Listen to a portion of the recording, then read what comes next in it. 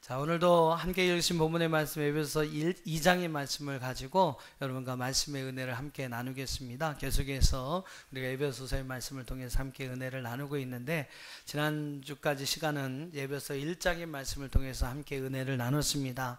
오늘 우리에게 주신 구원에 대해서 사도 바울이 이야기하는데, 이 구원이 여러분 얼마나 귀한 것인지 우리에게 말씀해 주셨죠.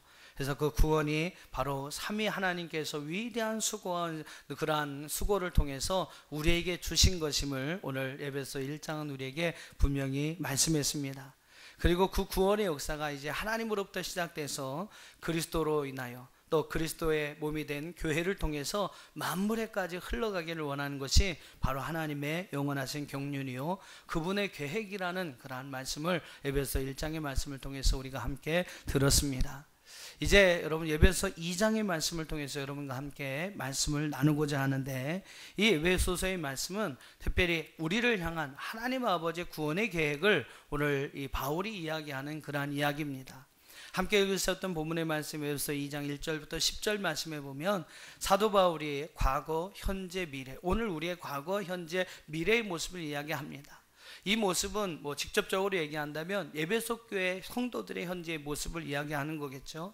그들의 어떠한 과거의 모습, 현재의 모습, 또 미래의 그 바울의 소망을 담은 그러한 모습일 것입니다. 근데 여러분, 이 말씀은 바로 오늘 우리를 향한 하나님의 바람인 것을 우리가 분명히 기억합니다. 하나님은 과거에 이런 모습으로 살았던 오늘 우리를 현재 그리스도와 함께 이런 은혜를 주셨고, 또 앞으로 그 은혜를 받은 자로서 어떠한 삶을 살아가기를 원하는지를 오늘 에베소 2장의 말씀을 통해서 우리에게 말씀하여 주고 있습니다. 저는 오늘 함께 해주신 본문의 말씀을 이제 중심으로 해서 하나님과 그리스도 또 우리의 이 구원의 스토리를 우리의 과거, 현재, 미래의 어떠한 모습으로 그 관점으로 함께 나누어서 함께 말씀을 나누며 은혜를 상고하고자 합니다. 오늘도 이 말씀을 통해서 저와 여러분 함께 말씀을 통해 많은 은혜 받는 귀한 시간이 되기를 주의 이름으로 축원합니다. 자, 먼저 우리가 함께 살펴보고자 하는 것은 바로 오늘 우리의 과거의 모습입니다. 과거에 우리가 어떤 사람이었는가, 지금은 여러분 이렇게 우리 예수 믿고 구원받아서 하나님 앞에 나와 하나님을 예배하고 하나님을 찬송하는 지금의 이러한 모습이 우리의 모습이지만, 과거 이전에 우리의 모습이 어땠느냐, 이 이야기를 오늘 사도 바울의 1절로 3절 말씀 속에 하고 있어요. 과거에 여러분 우리의 모습이 어떻다고 이야기를 하고 있습니까?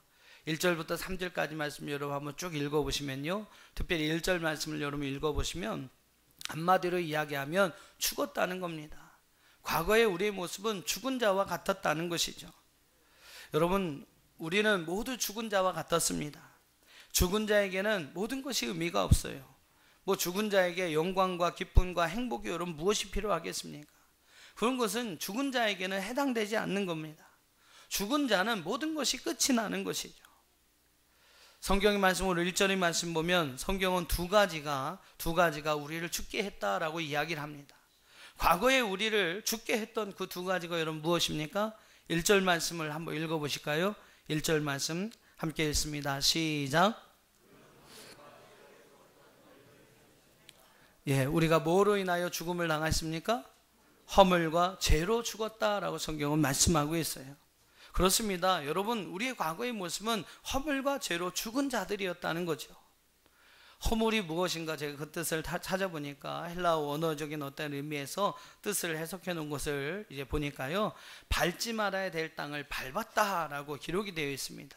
그러니까 허물이라는 의미가 여러분 무엇이냐면 밟지 말아야 될 땅을 밟았다라는 거예요. 가지 말아야 할 곳을 갔다라는 것이죠. 그것이 여러분 허물입니다. 하지 말아야 할 짓을 했다라는 것이죠. 해서는 안 될 말을 했다라는 거예요. 보지 말아야 할 것을 보았다라는 겁니다. 이것이 바로 여러분 성경에서 우리에게 이야기하는 허물입니다. 사람은 참 희한하죠. 하지마 하면 이상하게 더 하고 싶어요. 여러분 안 그럴지 모르겠지만 저는 이상하게 그렇더라고요. 하지 말라면 이상하게 더 하고 싶습니다. 하지 말라고 하면 이상하게 더 하려고 해요. 그게 여러분 우리의 모습이에요. 죄성으로 죄악의 어떤 속성이 가득한 우리의 모습은 그런 겁니다. 하지 말라고 하면 더 하는 거죠. 욕하면 안 된다, 남 흉보지 말아라. 그럼 이상하게 더 사람들에 대해서 이렇게 흉보기를 좋아하지요. 거짓말하면 안 된다, 나쁜 짓 하면 안 된다, 착하게 살아야 된다. 이상하게도 사람은요 그 말을 안 듣습니다. 거짓말하길 좋아하고 그냥 나쁜 짓을 하려고 하죠. 하지 말라 하면 더 이상하게 더 하고 싶은 것이 바로 우리 사람의 모습이라는, 그 여러분 인간의 그게 본성이다라는 겁니다. 여러분 이렇게 어떤 사람이 싸우고 있으면 절대 말리지 마세요. 예.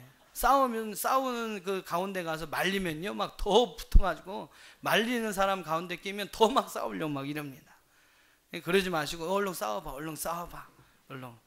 그러면은 여러분 안 싸워요. 이상하게 하지 말라고 말리면 더 하려는 것이 바로 우리의 마음이라는 거죠. 여러분 바로 이것이 우리의 허물이다라는 거예요. 우리의 힘으로는 지울 수 없는 바로 우리 인간이 가진 허물입니다. 근데 중요한 것은 이 허물 때문에 오늘 우리가 죽은 자와 같이 되었다라는 것이죠. 다음에 여러분 죄는 무엇입니까? 죄에 대한 그 헬라어의 원어의 뜻을 제가 찾아보니까 관역에서 빗나갔다라는 그러한 의미가 기록됩니다.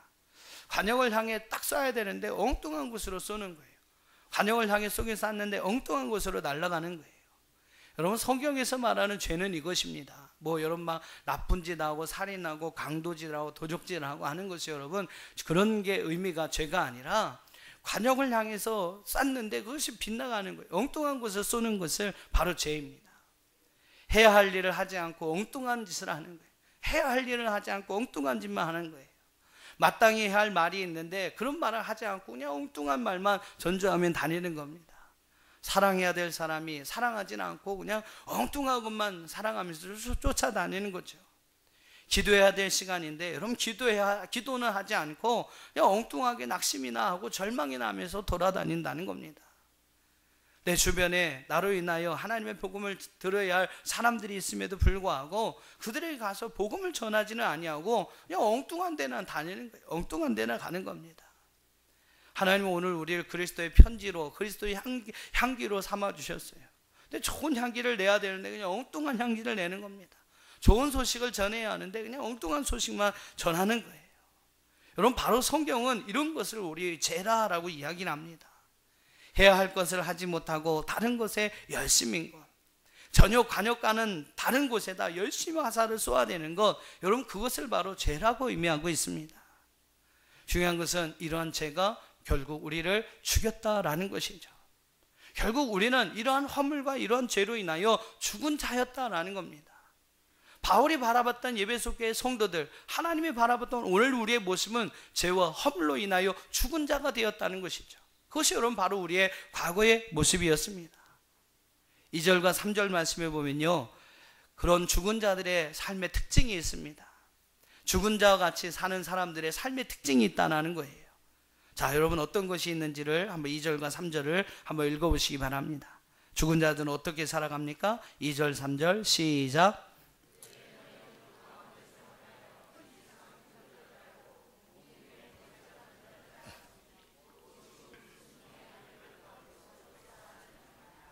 전에는 우리도 다 그 가운데서 우리 육체의 욕심을 따라 지내며 육체와 마음이 원하는 것을 하여 다른 이들과 같이 본질상 진노의 자녀이었더니. 죽은 자들의 두 가지 모습이 나타나는데 여러분 한 가지 모습은 무엇입니까? 세상 풍조를 따라 공중의 권세 잡은 자를 따라 산다라는 거예요. 살아있는 연어는 물살을 거슬러 올라갑니다. 자기가 태어난 곳을 향해 힘차게 거슬러 올라가서요, 그곳에서 알을 낳고 죽습니다. 그게 여러분 살아있다는 증거죠. 그런데 여러분 죽은 연어는 어떻습니까? 그냥 물살에 휩쓸려서 둥둥 떠다니는 겁니다. 죽은 자들은 오늘 말씀해 보니까 세상의 풍조를 거슬러 올라가지 못합니다. 그냥 세상을 따라, 세상 풍조를 따라 살아가는 것이죠. 우리 학생들을 보면 요즘 많이 없어졌습니다만 예전에 보면 막 빨간 물, 노란 물 막 이렇게 드리는 게 유행이었어요. 그래서 어떤 학생이 빨간 물을 한 번 드리고 왔어요. 그래서 제가 물어봤습니다. 야, 너 왜 머리 빨갛게 물들었니? 그랬더니 그 친구가 하는 얘기가 그냥요, 다른 친구들이 다 하니까요. 이게 학생들이 주관도 없고 철학도 없어요. 그래도 남다른 그 자기 좀 주관이 있고 철학이 있어서 빨간 물을 들였다면 제가 좀 인정을 해줄 텐데, 아니 그냥 다른 친구들이 다 하는 걸요. 그냥 그래서 저도 했어요. 그러는 겁니다. 그러니까 뭔가 뭐 주관도 없고 철학도 없어요. 그냥 남이 하니까, 그냥 세상에 친구들이 하니까, 다른 친구들이 하니까 그냥 그대로 따라하는 겁니다. 결혼도 안 한 처녀 총각들이 뭐 몇 박 며칠을 막 놀러 다닙니다. 세상 사람들이 그렇게 하니까, 세상 친구들이 그렇게 하고 그것을 자랑 삼아 이야기하니까 그냥 그게 좋은 줄 아는 거예요. 그것이 여러분 죄인지도 모르고 그냥 그렇게 하는 겁니다. 그 나중에 어떤 문제를 가져올지도 모르고 그냥 그렇게 사는 거예요. 학생들뿐만이 아니죠. 어른들도 마찬가지입니다. 세상 사람들이 간음의 죄를 지으면서 막 그런 얘기를 해요. 뭐 불륜이 로맨스다. 뭐 중년에 로맨스가 찾아왔다. 결혼하는 사람이 애인이 없으면 구급 장애인이다. 막 그러면서 이야기를 해요. 그러면서 이야기합니다. 그러면서 막 그것이 마치 아름다운 거냥 이야기를 합니다. TV 같은 거 여러분 보세요. 그런 식으로 여러분 잘못 이렇게 우리에게 가르쳐주고 있습니다. 근데 안타까운 것은 그것을 분별하지 못하고 그냥 같이 따라가는 거예요. 자기도 따라가는 겁니다. 그것이 얼마나 하나님 앞에 죄 짓는 것인지도 모르고, 나중에 하나님 앞에 가서 얼마나 우리가 책망받게 될 죄인 줄도 모르면서 그냥 따라서 짓는 거예요. 세상 풍조 그냥 따라서 가는 겁니다. 세상 사람들이 술 먹고 흥청망청 하니까요, 그냥 자기도 그냥 따라하는 거예요. 따라하는 거예요. 세상 사람들이, 여러분 세상 사람들과 믿는 사람들이 구별됨이 없어졌습니다. 지금 우리가 열심히 성벽 쌓기를 하고 있는데 이 경계가 없어진 거예요. 하나님의 거룩함의 영역과 오늘 우리가 지켜야 할 거룩함의 영역과 세상의 어떤 흐름인가에 경계선이 무너져 버린 겁니다. 믿는 사람인지 이건 안 믿는 사람인지, 뭐 집사인지 잡사인지 구분이 안 돼요. 뭐 목사님들도 그러니까 할 말이 없죠. 죄송합니다만 목사인지 목사인지 별로 구분이 가지 않습니다. 그렇게 여러분 세상 풍조를 따라가면서 살아가는 것이 바로 오늘 죽은 자의 특징이라는 겁니다. 과거에 허물과 죄로 죽은 우리는요, 세상 풍조를 따라 살기에 바빴다는 것이죠. 또 하나 죽은 자의 모습이 무엇입니까? 오늘 바로 여러분 함께 읽으신 본문의 말씀 5절에서 3절에서 이야기하고 있는 것처럼, 3절의 말씀에서 이야기하고 있는 것처럼 욕심을 따라 산다라는 겁니다. 자기 어떤 육체의 욕심을 따라 산다라는 거예요. 세상 사람들처럼 오늘 육체로 사는 이 삶이 다인 줄 알고, 그냥 이 땅에서 사는 것이 다인 줄 알고 수당 반복 가리지 아니하고 자기 잘 먹고 잘 사는 일에 욕심을 부리는 겁니다. 있는 욕심 없는 욕심 다 버려가면서 남이 어떻게 되든, 남을 뭐 욕하든 말든, 남이 잘못되든 잘되든 상관없이 나만 잘 살면 된다. 나만 잘 먹고 내 가족만 잘 살면 된다. 그럼 그렇게 여러분 어떠한 육체의 욕심을 따라 살아가는 것이 바로 여러분 죽은 자의 특징적인 삶이라는 것이죠. 어떻습니까 여러분? 혹시 이런 죽은 자의 모습이 혹시 내 모습이 아닌가요? 이것이 바로 여러분 과거의 우리의 모습이라고 사도 바울은 이야기합니다. 과거의 에베소 교회 성도들의 모습이 바로 이랬다는 것이죠. 이어지는 4절 6절 말씀에서 지금의 모습을 사도 바울은 이야기합니다. 과거에는 이런 모습, 죄와 허물로 죽은 자의 모습이었지만 4절로 6절 말씀 가운데 그들에게 놀라운 하나님의 은혜가 임하게 됩니다. 그래서 그들의 현재의 모습이 달라지고 있다는 거예요. 그들에게 임한 하나님의 은혜가 여러분 무엇입니까? 바로 예수 그리스도이십니다. 지금 현재는 누가 그들과 함께 있습니까? 그리스도가 함께 있어요. 그리스도의 말씀이 그들과 함께 있습니다. 그리스도의 복음이 그들과 함께 있습니다. 긍휼이 풍성하신 하나님께서 우리를 사랑하시는 그 큰 사랑으로 그리스도를 우리에게 보내주셨다는 거죠. 그래서 죄와 허물로 죽을 수밖에 없는 우리를 그리스도와 함께 살리셨고, 그리스도와 함께 일으키셨고, 그리스도 예수 안에서 우리를 하늘에 안침받게 하셨다라는 겁니다. 그게 여러분 5절과 6절의 말씀이에요. 한번 5절과 6절 말씀을 읽어보시죠. 이렇게 가르친 거는 여러분 읽지 마시고 5절 6절 시작.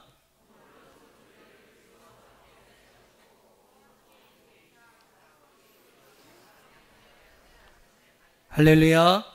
과거는요 죄와 허물로 인하여 죽은 자 같은 우리였지만 이젠 그리스도를 통하여, 그리스도의 말씀을 통하여, 그분의 복음을 통해서 오늘 우리의 놀라운 일들이 일어났다라는 겁니다. 그게 여러분 무엇입니까? 그리스도와 함께 살리심이 일어났고, 그리스도와 함께 다시 이렇게 세움이 일어났고, 그리스도와 함께 하늘의 안침을 받는 그러한 놀라운 영광이 오늘 우리 가운데 주어지게 되었다는 것입니다. 여러분, 우리의 모습도 마찬가지예요. 예전에는 죄와 허물로 죽은 자와 같은 우리의 모습이었지만, 여러분 이제는 예수 그리스도와 함께 다시 살림을 받았고, 다시 세움을 받았고, 그리스도와 함께 하나님의 영광의 자리에 안침받은 것이 바로 오늘 우리 현재의 모습인 줄로 믿습니다. 오늘 사도 바울은 5절과 6절 말씀에서, 이 말씀 속에서 죽었던 우리가 구원을 받아 다시 영적인 생명을 얻어가는 과정을 세 가지로 이야기합니다. 그것이 여러분 바로 예수님의 어떠한 삶의 모습을 그대로 이야기하면서 그러한 은혜가 우리 가운데 주어졌음을 그는 이 바울은 이야기하고 있어요. 그 모습이 여러분 어떤 겁니까? 첫째는 바로 함께 살리셨다라는 거예요. 함께 살리셨다. 5절 말씀에 보면 허물로 죽은 우리를 그리스도와 함께 살리셨다라고 이야기를 합니다. 여러분, 예수님은 우리의 죄를 위하여 십자가에서 죽으셔야만 했어요. 죄의 삭은 사망이기 때문에 누군가가 죽어야 했습니다. 우리를 죽일 수 없었던 하나님은 바로 그의 독생자 아들 예수님을 십자가에 내어주신 것이죠. 그래서 그분이 우리의 대속제물이 되게 하셨습니다. 여러분, 예수님은 십자가에 우리의 죄를 위하여 죽으셨습니다. 그러나 하나님의 능력으로 부활하셨습니다. 바로 여러분 십자가에서 죽으셨지만, 그래서 온 인류를 구원할, 구속할 그러한 대속제물이 되셨지만, 하나님의 능력으로 그분은 다시 살아나셨습니다. 오늘 그와 같이 오늘 우리에게도 여러분, 비록 우리가 허물과 죄로 인하여 죽은 자같이 되었지만, 죽은 자이지만 그리스도의 은혜로 말미암아, 하나님의 능력으로 말미암아 죽었던 우리를 하나님 다시 살리셨다라는 겁니다. 그리스도를 통해서 우리에게 부활의 영광이, 또한 부활의 능력이 우리에게 주어지게 되었다는 것이죠. 다시 여러분 살아났습니다. 죽었던 우리가 그리스도와 함께 다시 살아나는 영광을 누리게 되었던 것이죠. 두 번째는 무엇입니까? 함께 일으키셨다라는 거예요. 자, 여러분, 부활하신 예수님의 모습을 한번 생각해 보세요. 부활하신 예수님은 실패한 자들을 찾아갔습니다. 베드로를 찾아가셨어요. 3번이나 예수님 난 모릅니다 저주까지 하면서 부인했던 그 베드로. 그래도 여러분, 수제자가 자존심이 있죠. 그렇죠? 그런데도 그 마지막 그 십자가상에서 예수님을 부인했던 베드로였습니다. 근데 예수님께서, 부활하신 예수님께서 그 베드로를 찾아가서 그를 다시 일으켜 세워주십니다. 내 양을 먹여라, 내 양을 쳐라. 그러면서 다시 한번 그에게 사명을 주셔서 그 실패했던 베드로를 다시 일으켜 세워 초대교회의 기둥으로 만들어 주시죠. 부활하신 예수님은요, 절망 가운데 자기의 고향으로 낙향하고 있었던 엠마오로 갔던 두 제자를 만나 주셨습니다. 그리고 그곳에서 그들의 눈을 밝혀주시고 하나님 말씀을 알게 하시고 다시 한번 그들을 하나님의 교회를 세우는 큰 일꾼으로 세워주시게 됩니다. 의심 많은 도마 제자에게도 나타나셔서 그분의 창과 그러한 옆구리의 창자국과 손의 못자국을 보여주시면서 그에게 믿음을 구하는 것을 볼 수 있게 되고, 바로 여러분 도마가 그 믿음 가지고 이제 죽음까지 자기 목숨까지 아끼지 아니하고 먼 곳에 인도에까지 가서 하나님의 귀한 복음의 말씀을 증거하는 순교자가 되는 것을 볼 수 있습니다. 여러분, 이렇게 예수님은 다시 부활하셨을 뿐만 아니라, 다시 살아났을 뿐만 아니라 그 절망 가운데, 실패 가운데 있었던 많은 사람들을 다시금 일으켜 세워주셨습니다. 여러분, 우리가 그리스도 안에 있으면, 그리스도와 함께 있으면 오늘 우리도 이렇게 다시 일으켜 세워주시는 하나님의 은혜를 누리게 될 줄로 믿습니다. 세 번째는 무엇입니까? 바로 우리를 하나님 나라의 하늘의 영광에 앉혀주셨다라는 것이죠. 6절 하반절 말씀에 보면 그리스도 예수 안에서 함께 하늘에 앉으시니 라고 이야기를 합니다. 부활하신 예수님은 제자들과 함께 40여일을 함께 계시다가 하늘로 승천하시죠. 그리고 하나님 우편에 앉으셔서 오늘 우리를 위한 중보자가 되었다고 성경은 말씀하고 있습니다.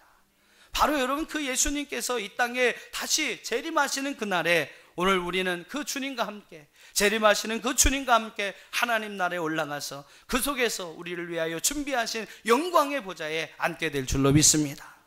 바로 여러분, 그런 은혜가 예수 그리스도와 함께함을 통해서 우리에게 주어졌다라는 거예요. 죄와 허물로 인하여 죽었던 우리가 이제는 예수 그리스도와 함께 다시 살림을 받았습니다. 그리고 그분의 다시 세워주시는 은혜를 얻었습니다. 그리고 그분과 함께 영광의 보좌의 자리에 앉을 수 있는 은혜가 우리 가운데 주어졌다는 것이죠.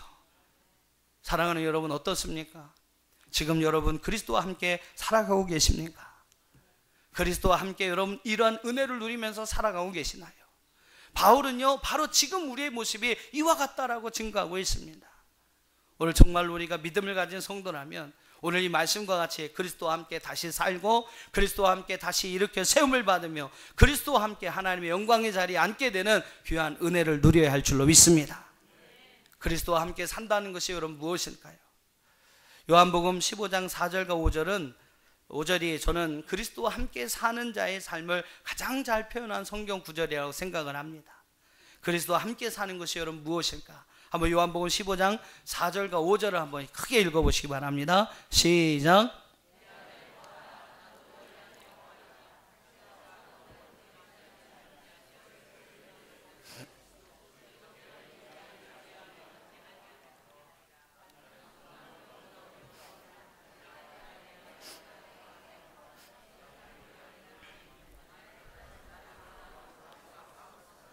할렐루야.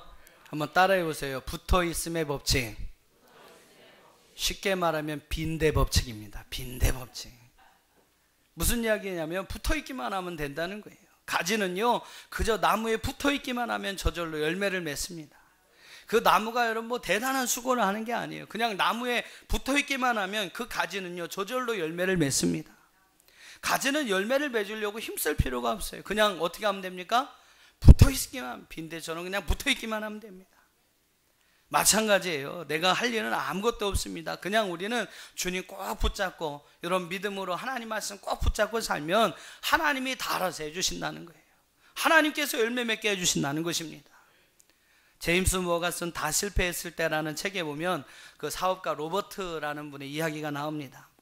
보스턴의 주택단지 그 개발업자로서 자기가 가지고 있는 모든 돈을 다 투자해서 그 사업을 진행하려고 했는데 결국 사정이 악화돼서 파산을 하게 되죠.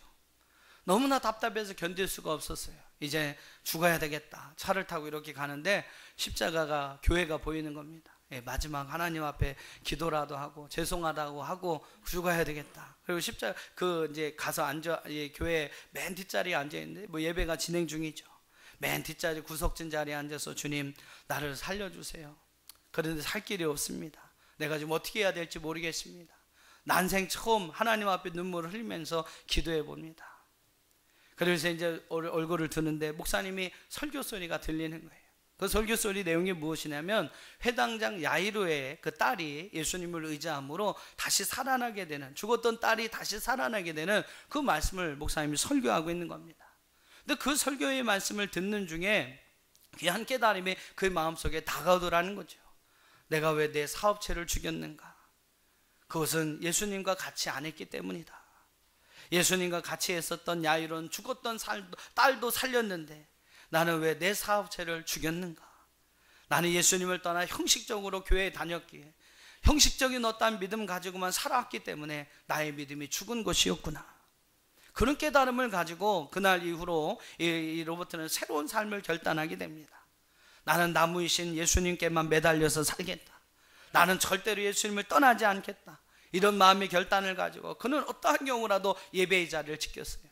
기도의 자리를 지켰습니다. 하나님의 것을 하나님의 것으로 구별하여 드렸습니다. 삶 속에서도 언제든지 주님의 말씀 묵상하며 살고자 노력했습니다. 놀라운 사실은 그때부터 그의 사업이 풀리기 시작합니다. 무너졌던 것들이 여러분 다시 세워지는, 잃어버렸던 것들을 하나님께서 다시 되찾아주는 놀라운 역사들이 그에게 일어나게 돼요. 그가 얻은 결론이 그겁니다. 환경은 문제가 아니라는 거죠. 문제는 환경이 아니고 돈이 아니라는 거예요. 바로 예수님과의 관계가 내가 그분 안에 함께 있느냐, 그분에게 붙어 있느냐, 그것이 여러분 근본적인 문제였다라는 겁니다. 포도나무이신 예수님께 붙어 있어야 열매 맺는 삶이 될 수가 있다라는 것이죠. 여러분 어떻습니까? 잘 붙어 계시나요? 옆에 분한테 한번 물어보세요. 잘 붙어 계십니까? 예. 잘 붙어 계시나요? 예.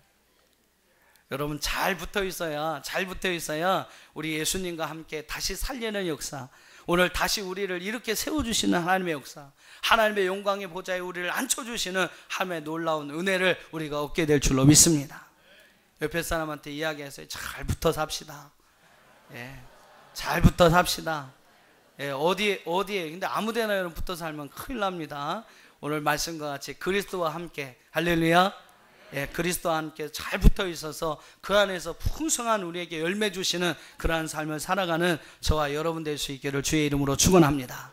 마지막 세 번째로 오늘 바울은 미래의 모습을 이야기해요. 미래의 모습은 바울의 어떤 소망이다라고 이야기할 수 있습니다.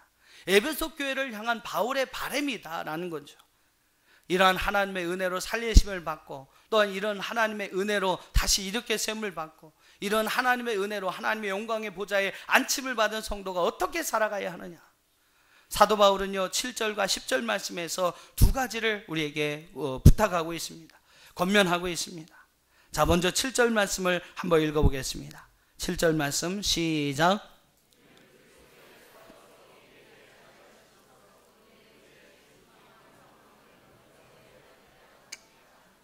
자, 사도 바울이 원하는 우리의 미래의 모습입니다. 하나님, 오늘 사도 바울이 은혜 받은 자로서 어떠한 삶을 살아가느냐. 그 첫 번째는 하나님의 은혜의 지극히 풍성함을 오는 여러 세대에 나타내라 라는 겁니다. 여러분이 받은 바 은혜, 하나님께서 여러분에게 주신 그 은혜와 사랑을 오는 여러 세대들에게 나눠주라는 거예요. 나타내라는 겁니다. 여러분, 우리는 그리스도와 함께 죽음에서 삶을 얻었습니다. 의미 없던 삶이 의미 있는 삶으로 바뀌었습니다. 절망에서 희망을 얻었습니다. 슬픔에서 기쁨을 얻었습니다. 지금 아멘 하신 분들은 진짜 이러한 큰 은혜와 축복이 있기를 주의 이름으로 축원합니다. 조금 늦었지만 지금 하신 분들도 똑같이 되기를 축복하고요. 예, 그래도 고집 부리고 안 하신 분들도 할 수 없습니다. 그렇게 되기를 축복합니다. 예. 아무튼 여러분, 우리는 죽음에서 살았어요. 의미 없는 우리의 인생, 의미 있는 인생으로 바뀌어졌고 절망에서 희망으로 인생이 바뀌었습니다. 바로 예수 그리스도를 통해서 이러한 은혜가 우리 가운데 주어졌다라는 것이죠. 근데 우리에게 주어진 하나님의 부탁이 있습니다. 바로 이 은혜를 얻은 자로서 이 은혜를 나누고 이 은혜를 전하고 이 은혜를 베푸는 자가 되라는 거예요. 오늘 7절 말씀에 보면 그 은혜의 지극히 풍성함을 오는 여러 세대에 나타내려 함이라 라고 말씀하고 있습니다. 여러분, 은혜를 받으면 받을수록 보답의 책임이 커지는 거예요. 여러분, 은혜를 많이 받았다면 그만큼 여러분 그 은혜를 나눠야 될 책임이 여러분에게 더 커져 있는 것입니다. 그것을 알지 못하고 나눠주지 못하고 베풀지 못하면 은혜를 알지 못하는 삶, 즉 배은망덕한 삶을 살게 되는 겁니다. 여러분, 은혜를 받았다면, 은혜를 알았다면 그 은혜를 나타내고 그 은혜를 전해야 합니다. 7절에서 여러분 사도 바울이 에베소 교회의 성도를 향해 부탁하는 말씀이 그거예요. 특별히 오는 세대들, 특별히 오는 자녀들의 세대에게 그 하나님의 은혜를 가르치고 전하여라. 오늘 저와 여러분을 통해서 더 많은 사람들이 하나님의 은혜를 함께 공유할 수 있게 되기를 주의 이름으로 축원합니다. 미국 대통령 벤자민 프랭클리라는 분이 있어요. 이분은 참 재주가 많은 분입니다. 많은 것을, 대통령이지만 많은 것을 이제 발명한 분이시고요. 사회개혁, 정치, 종교, 이런 교육, 정치 이런 부분에서 미국의 사회에 많은 큰 이제 기여를 했던 분이 벤자민 프랭클린이라는 분입니다. 근데 그분의 가치 가운데, 업적 가운데 우리가 기억해야 할 것이 있어요. 그게 뭐냐면 우리가 여러분 유용하게 쓰는 가로등이 있지 않습니까? 가로등을 제일 먼저 사용하기 시작한 사람이 바로 이 벤자민 프랭클린입니다. 밤이 되면 여러분 이렇게 길거리가 어둡잖아요. 요즘은 이제 가로등이 쫙 깔려 있으니까 여러분 어둡지 않게 잘 다닐 수 있습니다만 옛날에 그런 것이 없을 때는 밤에 다니기가 무섭고 어디 다니기가 참 힘든 겁니다. 그런 거를 생각했더니 프랭클린은요, 해가 져서 날이 어두울 때 등불 하나를 이렇게 밝게 켜가지고 자기 집 앞에다 이렇게 착 걸어놨다는 거예요. 그러니까 다른 집은 몰라도 자기 집 앞을 지나가는 사람들은 조금 이렇게 밝아질 수 있게 잘 보일 수 있도록 하기 위해서 이 벤자민 프랭클린이 자기가 자기 집 앞에다 큰 등불 하나를 이렇게 걸어놨답니다. 그러니까 사람들이 어때요? 이렇게 지나다니면서 야, 이거 참 좋다 이렇게 걸어놓으니까 이 길 다니기가 참 좋네 그러면서 야, 이거 참 좋다, 참 유용하다 그러면서 사람들이 그것을 따라하기 시작한 겁니다. 그래서 자기 집 앞에 켜놓은 그 등불의 유용함을 경험했던 사람들도 이제 한 사람 한 사람씩 자기 집 앞에 돌아가서 그 등불을 이렇게 켜서 걸어놓기 시작한 거예요. 그러면서 여러분 얼마 되지 않아 그 마을 전체가 저녁만 되면 집 앞에 이 등불을 다 밝혀놓아서 마을 전체가 환하게 되었다는 이야기가 있습니다. 이것이 여러분 바로 가로등의 유래예요. 우리도 여러분 은혜를 안다면, 우리가 은혜를 받았다면 은혜의 불을 밝혀서 걸어놓을 수 있어야 한다라는 겁니다. 우리 주변의 사람들이, 특별히 우리의 사랑하는 자녀들이, 여러분 주변에 여러분의 사랑하는 사람들이 그 은혜를 함께 공유할 수 있도록 오늘 우리가 은혜의 불을 밝혀서 걸어놓을 수 있기를 축복합니다. 우리의 은혜의 풍성함을 여러 사람들과 여러 세대와 함께 나눠야 해요. 특별히 여러분의 자녀들의 세대와 그 은혜를 함께 나누시기를 주의 이름으로 축원합니다. 두 번째 10절을 한번 읽어보시죠. 은혜 받은 자, 구원 받은 자에게 하나님이 원하시는 것입니다. 10절 시작.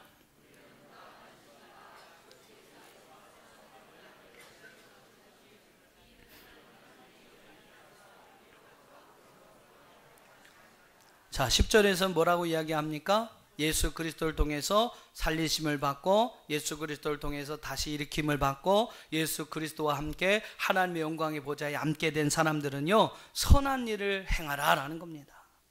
선한 일을 통해서 하나님께서 우리를 지으신 그 창조의 본연의 목적들을 성취해 드려야 한다라는 거예요.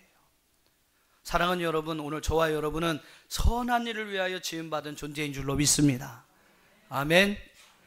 그래서 성경은 우리에게 늘 선을 행할 것을 말씀하고 있어요. 선으로 악을 이기라고 우리에게 권면하고 있습니다. 에베소 4장 28절에 보면 수고하며 선을 행하라 라고 말씀하고 있고, 로마서 2장 7절은 인내하며 참아가며 선을 행하라 라고 말씀하고 있고, 갈라디아서 6장 9절에 보니까 선을 행하되 낙심하지 말 것을 이야기합니다. 또 전도서 3장 12절 말씀에 보면 기쁨으로 선을 행하라 라고 우리에게 말씀하고 있어요. 여러분, 우리는 선을 행하기 위한 존재로 지음받은 우리 사람들입니다. 우리가 여러분 왜 선을 행해야 할까요? 선을 행합니다. 때로는 여러분 선을 행하는 것이 우리가 손해처럼 보이는 것이 있어요. 때로는 자존심을 구겨야 하는 경우도 있을 것입니다. 그래도 여러분, 하나님은 우리에게 선을 행할 것을 말씀하고 있습니다. 역대하 19장 11절 하반절에 보니까 너희는 힘써 행하라, 여호와께서 선한 자들과 함께 하실지로다 그랬습니다. 하나님은 선한 일을 행한 자들과 함께 하신다는 거죠.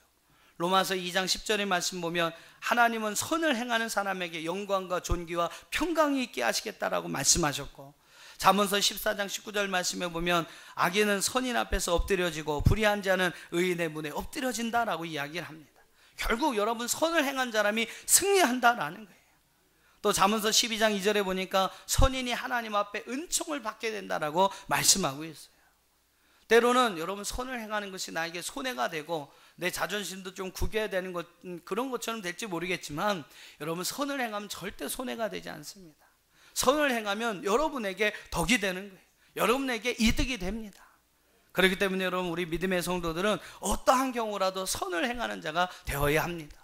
이것이 여러분, 오늘 우리를 창조하신 하나님의 창조의 목적이라고까지 성경은 말씀하고 있어요. 한번 디모데전서 6장 18절 19절을 한번 읽어보겠습니다. 디모데전서 6장 18절 19절 같이 읽어보시죠. 시작.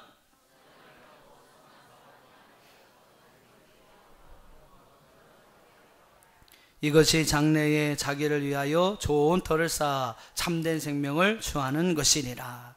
선을 행하고 선한 사업을 많이 하고 나눠주기를 좋아하고 너그러운 자가 되어라. 아멘이 없으세요? 별로 안 좋은 거죠. 좀 내가 가져야 되고 많이 좀 빼앗아야 되는데, 다 주라니까 선을 행하고 선한 사업도 많이 하고 나눠주기도 좋아해야 되고 너그러운 자가 되어야 하고, 이거 아멘 안 하시잖아요. 근데 여러분, 그렇게 하면요, 19절에 보니까 이것이 장래에 자기를 위하여 좋은 터를 쌓는 것이다, 참된 생명을 취하는 것이다 라고 성경은 말씀하고 있습니다. 여러분, 그리스도인들은 선을 행하는 자가 되어야 합니다. 선한 사업을 많이 하는 자가 되어야 합니다. 여러분, 부자가 되십시오. 돈 많이 벌으세요. 그리고 여러분, 선한 사업을 위하여 쓰임 받으시기를 주의 이름으로 축원합니다. 나눠주기도 좋아해야 합니다. 많이 가지셔서 여러분 잘 먹고 잘 살고 저처럼 이렇게 살만 찌지 마시고, 저는 체질이에요. 저는 잘 먹어서 찐 게 아니고, 저에 대해서 오해하시지 마십시오. 전 체질이에요. 아유, 목사님만 잘 먹고 그래갖고 살쪘네 이렇게 생각하면, 저는 체질, 물만 먹어도 살찌는 체질이기 때문에, 그래서 이게 살이 찌는 거지, 아우, 저 혼자 먹은 거 없습니다. 저 혼자만 먹은 거 별로 없어요. 아무튼 여러분, 나눠주기를 좋아하시고 너그러운 자가 되십시오. 그것이 바로 여러분을 위해 좋은 터를 쌓는 것이고 참된 생명을 취하는 것이라고 성경은 말씀하고 있습니다. 바로 여러분, 우리로 하여금 이 선을 행하는 자가 되게 하시려고 하나님은 그리스도와 함께 우리를 다시 살려주셨고, 바로 그리스도와 함께 우리를 다시 일으켜 세워주셨고, 그리스도와 함께 영광의 자리에 우리를 앉혀주셨다고 성경은 말씀하고 있습니다. 사랑하는 성도 여러분, 오늘 이 말씀을 기억하시길 바랍니다. 구원받은 우리의 미래의 모습, 하나님이 우리에게 원하시는 그 모습은 하나님의 은혜의 지극히 풍성함을 오는 여러 세대에 나타나는 삶이요, 선한 일을 통해서 하나님께서 우리를 지으신 모든 본래의 목적들을 성취해 가는 것임을 믿습니다. 큰 은혜 받은 성도 여러분, 예수 그리스도를 통해서 정말로 감당할 수 없는, 받을 수 없는 큰 은혜를 받은 저와 여러분, 오늘 이 받은 은혜를 기억하시면서 정말로 하나님이 원하시는 모습으로 하나님의 기쁨이 되는 복된 삶을 살아갈 수 있는 저와 여러분이 되기를 주의 이름으로 축원합니다.